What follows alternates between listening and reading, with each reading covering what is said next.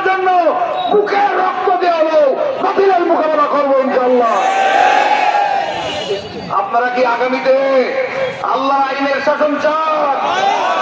আপনারা কি দুর্নীতিমুক্ত সমাজ চান?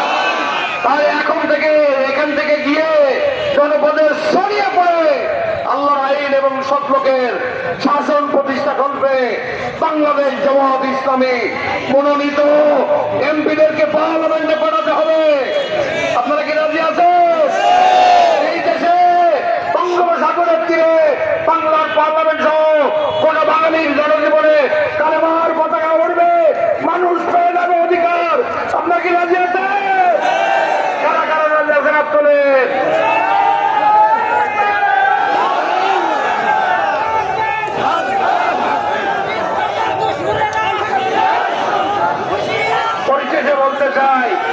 পরিশেষে বলতে চাই কোনো ভয় নেই, কোনো ভয় নেই।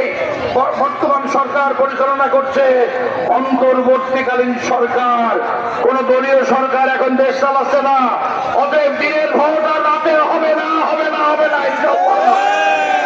অতএব সুষ্ঠু অংশগ্রহণমূলক পার্টিসিপেটরি নির্বাচনের মাধ্যমে আগামীতে শাসন ক্ষমতা পরিবর্তন হবে।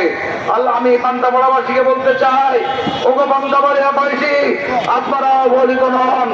আমাদের নেতারা বলেছেন শেষ কথা, তাদের সুরের সাথে সুর মিলিয়ে আমি বলতে চাই, আমার একটা আদনা কর্মীও যদি আক্রান্ত হয় তাহলে আমি পরিষ্কার করে বলেছি ওই জায়গায় আপনার দৌরত্ব থামিয়ে দেওয়া হবে ইনশাআল্লাহ। আল্লাহ তাআলা আমাকে আপনাকে সকলকে দেশ ও জাতির কল্যাণে সব কথা বলেছেন নেতারা, সব expert leaders of the organization, ওরা ওদের কথার কোনো ফাঁক ফকর নেই, সব বলা হয়ে গিয়েছে। আমি চাই কালেমার শাসনের পতাকা উড়াতে, আমি চাই মানুষের অধিকার, এমপি না পাহারাদারি করবো। আর আমি হিন্দু সম্প্রদায় খ্রিস্টান বৌদ্ধদের জন্য বলতে চাই, আমরা ধর্মীয় সম্প্রীতি রক্ষা করব, ধর্মীয় সম্প্রীতি রক্ষা করব, আপনাদের মন্দির গির্জাঘাটে পাহারা দেব, আমরা আপনাদের পাশে দাঁড়িয়ে কারা সন্ত্রাস করে আমরা দেখে নেব।